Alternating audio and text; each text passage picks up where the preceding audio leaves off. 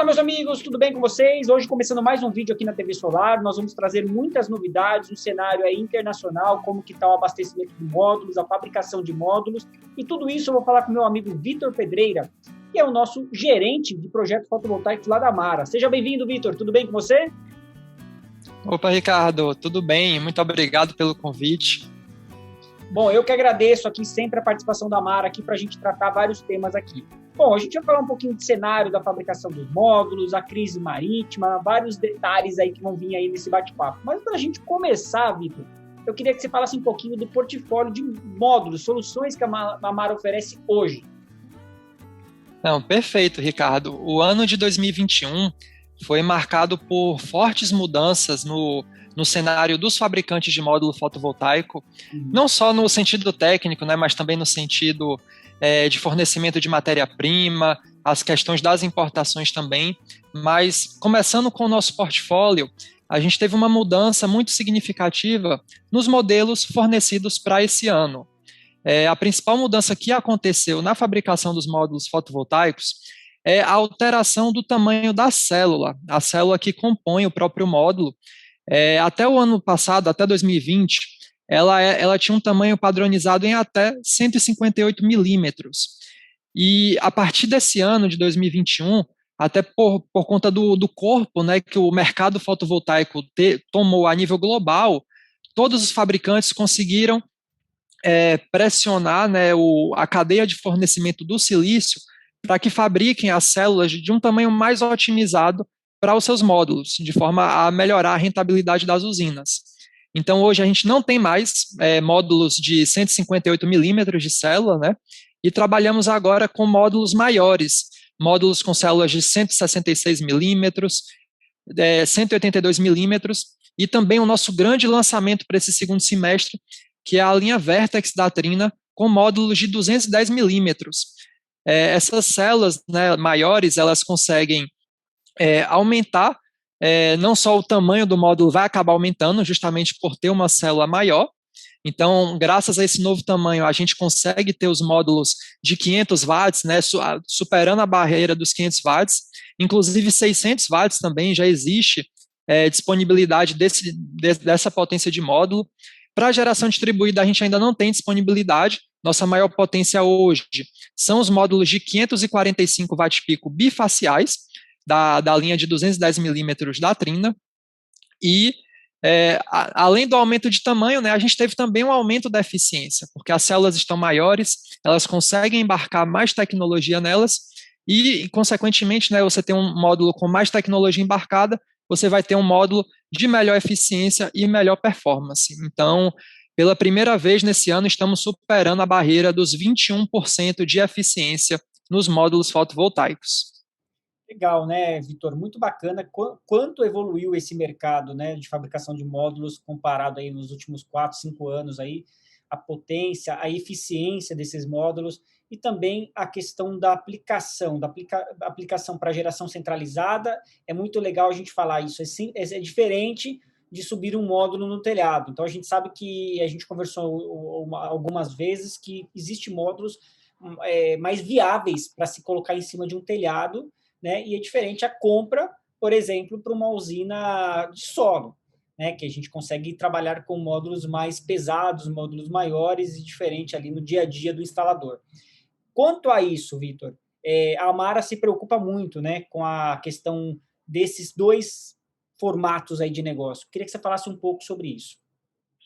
Não, perfeita colocação, Ricardo.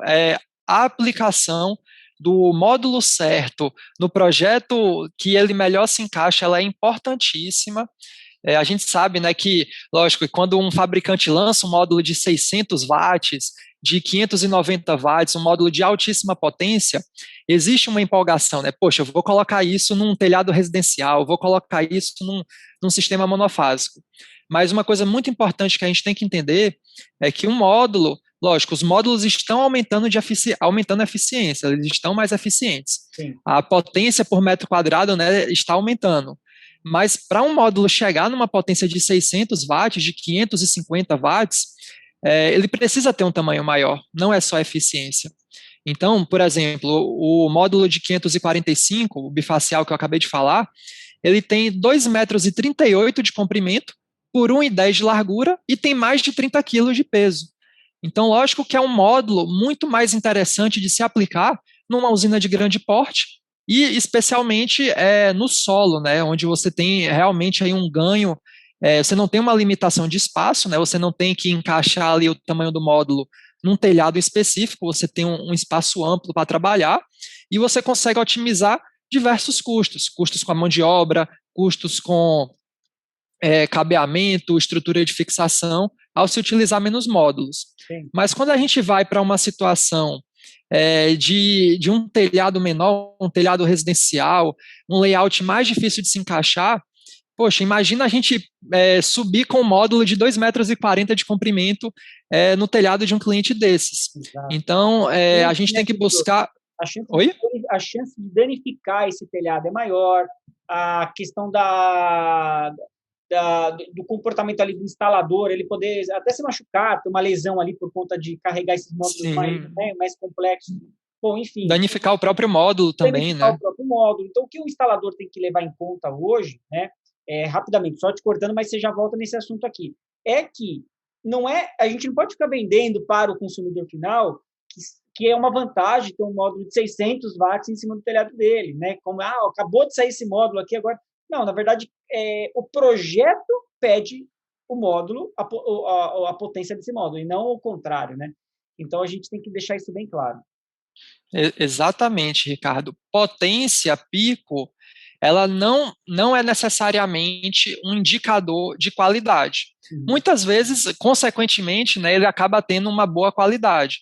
Mas módulos de altíssima potência, eles são módulos maiores, isso é um fato. Então, para eu saber se um módulo realmente ele tem qualidade, a potência absoluta dele não é o principal fator. A gente tem que olhar a eficiência, que é justamente o que vai indicar quantos watts ele vai conseguir ter por metro quadrado, né, a eficiência, a potência específica dele.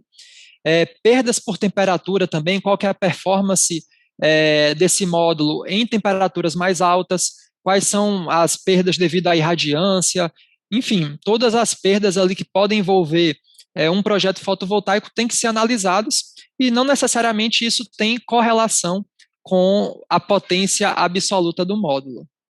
Com certeza, legal essa temática aí, e a gente sabe que a Amara tem um portfólio bem bacana aí de módulos aí, a pronta entrega aí, trabalha com os melhores fabricantes, hoje, em solo aqui nacional. Bom, para a gente ir para um próximo assunto, Vitor, que eu acho que é interessante, a gente falar um pouquinho hoje do cenário de fabricação internacional. Como é que está, você que está participando aí à frente das negociações, eu sei que tem muita coisa acontecendo hoje no mercado internacional, então eu queria que você falasse um pouquinho para a gente sobre isso. Maravilha. Realmente é tanta coisa, Ricardo, que é até difícil saber por onde começar, né? Mas nesse ano aqui de 2021, a gente teve como principal mudança a alteração do tamanho das células. Então, já temos aí ampla disponibilidade dos módulos de alta potência, né, graças a isso. A nível técnico também, um outro movimento que está começando a existir, mas que ainda não tem uma disponibilidade no Brasil, né, o pessoal ainda está tentando buscar uma competitividade boa de preço para esses módulos, são os módulos do tipo N, que ele tem uma dopagem diferente, né? O módulo ele tem uma camada P e uma camada N. Então, quando a gente tem um módulo tipo P, que são os módulos amplamente vendidos hoje, nós temos uma camada significativa de boro. Esse boro ele é altamente reativo com o oxigênio. Então, o que é que acontece no primeiro raio de sol que esse módulo recebe? A luz vai incidir no módulo no primeiro momento ali que ele é colocado no telhado. Logicamente, o módulo tem a vedação dele, mas ele não é perfeitamente vedado. Então, ainda tem um pouco de oxigênio ali dentro do encapsulamento do módulo. Quando a luz incide no módulo, o boro vai começar a reagir com o oxigênio e ele acaba sendo perdido. Uma parte desse boro, uma vez tendo a reação com o oxigênio, ele é perdido e temos o efeito LEED.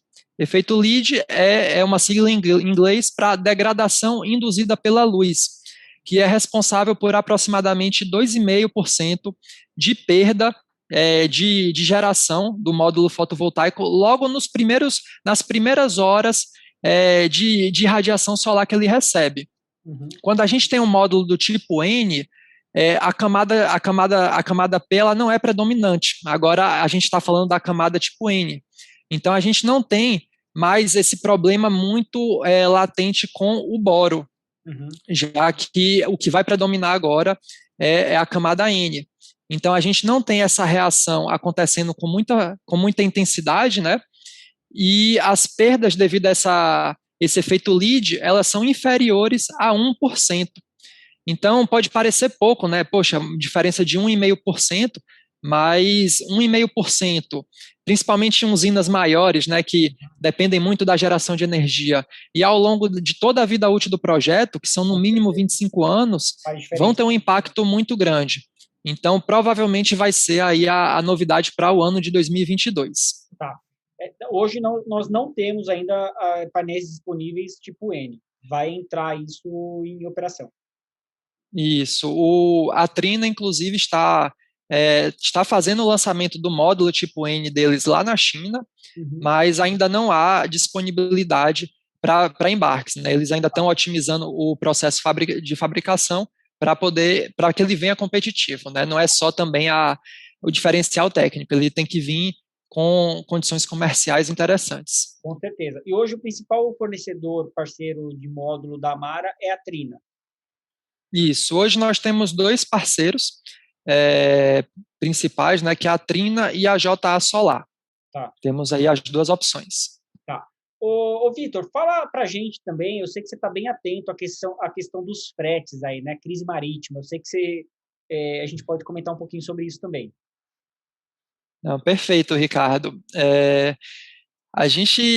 Eu acho que todo mundo até acompanhou um pouco, né, indiretamente, o cenário da crise dos fretes marítimos, porque é um fator que tem impactado bastante o preço dos módulos fotovoltaicos nacionalizados, ou seja, depois de ter sido adquirido pela China e transportado até o Brasil e nacionalizado. Essa crise, ela teve o seu start durante o começo da pandemia. Eu não sou especialista em logística internacional, né, mas eu vou dar um pouco também a nossa vivência aqui como Amara, né, o que é que a gente passou devido a essa crise de contêineres, né, e frete internacional. Tivemos o começo da pandemia no mês de março, abril do ano passado. Na China já tinha sido impactado antes, né, a pandemia na China começou em janeiro de 2020, e os primeiros 3 meses de pandemia foi um grande pânico, né? Todo mundo começou a segurar os investimentos, teve uma diminuição significativa dos embarques marítimos a nível global. Então, digamos que aproximadamente 20% de toda a demanda para importações, a gente teve uma retração de 20%, né, da demanda de todas as importações, mas a partir do momento que esse pânico foi passando, e aí a gente já está falando mais ou menos do mês de julho e agosto de 2020, os investimentos, as importações retomaram com toda a força. E, inclusive, não só as importações que tinham sido interrompidas retomaram, mas houve também um aumento, por incrível que pareça, um aumento da demanda de importações, de transporte internacional, devido ao aumento também do consumo online. As compras online, né, os consumidores ali sem muita opção de entretenimento e também de onde comprar seus itens, né, de forma geral, começaram a comprar mais online. Então, isso aumentou drasticamente a demanda para transporte em 2020. Então, os preços já começaram a subir a partir de agosto. Em março desse ano, tivemos o famoso caso do navio Evergreen lá no canal de Suez. Então, é uma rota que não necessariamente passa pelo Brasil, a não ser que o navio passe ali pela Europa, né, faça um transbordo na Europa, mas uma vez afetado todo o continente europeu, o mundo inteiro vai ser afetado, porque as demandas, né, elas têm que, por conta aí da globalização, elas têm que casar. Então, se um container está por US$ 20.000 na Europa, não tem motivo das empresas, né, dos armadores, venderem um container por 5.000 para o Brasil. Eles vão vender tudo para a Europa. Então, acaba que o nosso preço vai subindo também. Então, a gente teve esse engarrafamento ali de navios, né, no canal de Suez. E agora, falando já em maio e junho desse ano, tivemos um novo surto de Covid na China, da variante Delta, a variante indiana, e esse surto de Covid fez com que o governo chinês fechasse vários portos inclusive muito importantes da China por um determinado tempo. Então imagina, demanda mais alta, engarrafamento de navios e fechamento de portos na China. Esses três principais fatores fez com que os fretes disparassem muito de preço. Quando eu falo muito, eu estou falando de 5 vezes mais caro, no mínimo. Caramba. E isso, logicamente, impacta muito os preços. Com certeza. E assim, a gente sabe que tem distribuidor que está sofrendo com isso, porque repassar isso para a revenda repassar isso para o consumidor, no momento que a gente está vivendo, é muito complicado todo o cenário, né? Todo esse. E agora também tem um outro ponto importante também, Vitor, que é a questão também da crise do silício também, que está aí também batendo na porta aí para as entregas do final do ano. Eu queria que você falasse um pouquinho sobre isso. Não, perfeito, Ricardo. O silício é a principal matéria-prima para a fabricação de um módulo.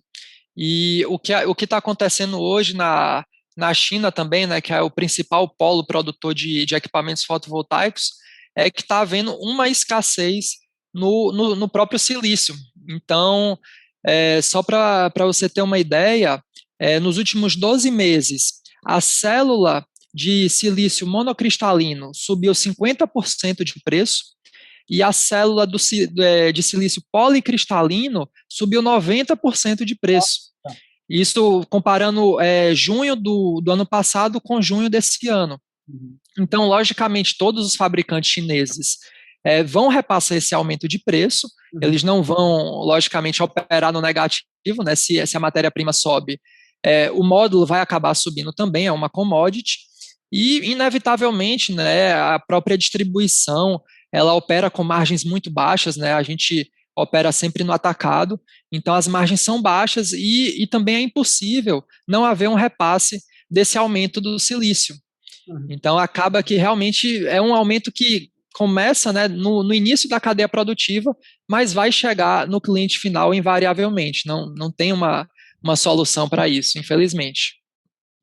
Não dá para fazer mágica, né? É legal o mercado saber disso, porque às vezes, poxa, o distribuidor está aumentando o valor, isso está acontecendo, mas tem todo um cenário aí, mundo afora, que muita gente não entende o que acontece lá na fabricação do silício, um problema com o frete que subiu absurdamente, né?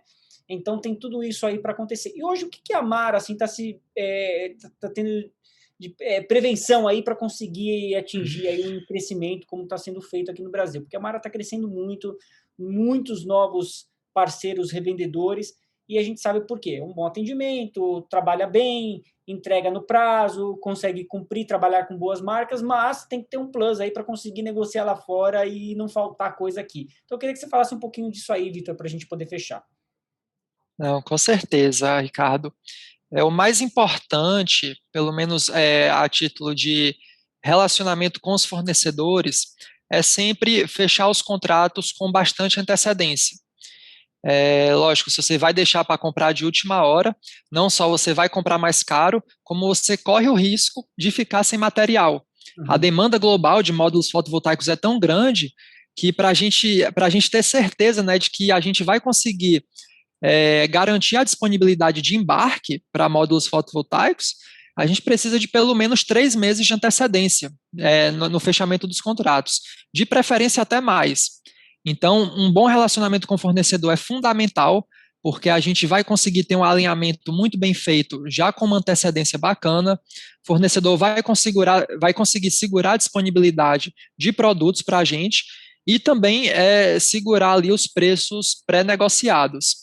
Então, se a gente não tem, né, uma negociação muito bem afiada, uma antecedência muito boa, a gente acaba ficando à mercê do próprio mercado, né, do que está acontecendo no mercado. Com certeza. Tá aí, pessoal. Eu convido a todos que não conhecem a Mara a conhecer o portfólio de geradores fotovoltaicos da Mara. Entrem no site da Mara, que tem uma empresa que está aqui no Brasil fazendo um trabalho excelente, de alta qualidade, e a gente conversa com muito integrador aqui na Solar TV, e a gente tem um feedback bem positivo sobre vocês. Então, pessoal, hoje eu recebi o Vitor Pedreira, lá da Mara Solar, e eu tenho certeza que nós vamos trazer mais vezes o Vitor aqui para fazer um bate-papo aqui sobre tecnologia, sobre inovação e sobre distribuição de qualidade aqui no Brasil, tá ok? Vitor, obrigado por hoje, esse bate-papo aqui na Solar TV. Seja sempre bem-vindo aqui e nos falamos em um breve vídeo. Abraço! Abraço, Ricardo. Boa tarde e obrigado a todos que assistiram esse vídeo também.